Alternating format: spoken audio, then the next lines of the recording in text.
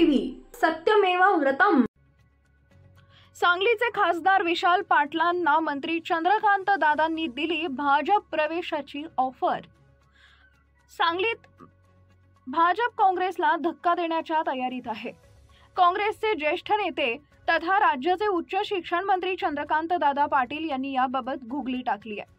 चंद्रकांत दादा पाटील यांनी सांगलीचे अपक्ष खासदार विशाल पाटलांना भाजप सोबत येण्याची ऑफर दिली आहे।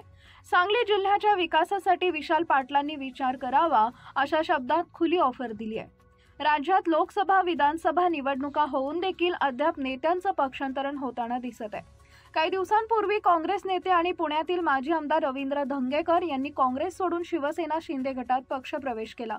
त्यानंतर आता भाजपचे नेते आणि उच्च शिक्षण मंत्री चंद्रकांत दादा पाटील यांनी काँग्रेसमधून बंडखोरी केलेले सांगलीचे अपक्ष खासदार विशाल पाटील यांना भाजपमध्ये येण्याची खुली ऑफर दिलेली आहे। जर खासदार विशाल पाटील भाजप सोबत आले तर केंद्रात भाजपची खासदारांची संख्याही वाढेल आणि सांगली जिल्ह्याच्या विकासाला गतीही मिळेल, असंही उच्च शिक्षण मंत्री चंद्रकांत दादा पाटील यांनी म्हटलंय।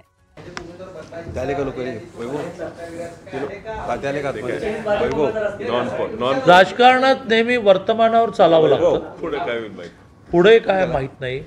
वर्तमानामध्ये त्यांच्या हाताशी अजूनही 4 वर्ष 2 महिने आहेत। मे महिन्यात त्यांचं वर्ष पूर्ण व्हायचं, त्यामुळे 2 महिने आहेत। तर त्यामुळे 4 वर्ष 2 महिन्याच्या कालावधीचा आम्ही विचार करतो आहोत। जर ते बरोबर आले तर आमची केंद्रातली एक संख्याही वाढते आणि मग जिल्ह्यातल्या विकासाच्या कामांना त्यांना जे करायचं आहे त्यालाही सोपं जाईल, म्हणून आम्ही त्यांना जाहीर ऑफर आता पुन्हा एकदा देत आहोत, त्याचा त्यांनी विचार करा। निवडून आलेल्या मी दिली होती। तुम्ही 4 वर्षापूर्वी सांगलीमध्ये कार्यक्रम झाला, त्यावेळी तुम्ही थेट असं म्हणाले की जयंत पाटलांना आम्ही आमच्या पक्षात घेणार नाही, असं तुमचं वाक्य होतं।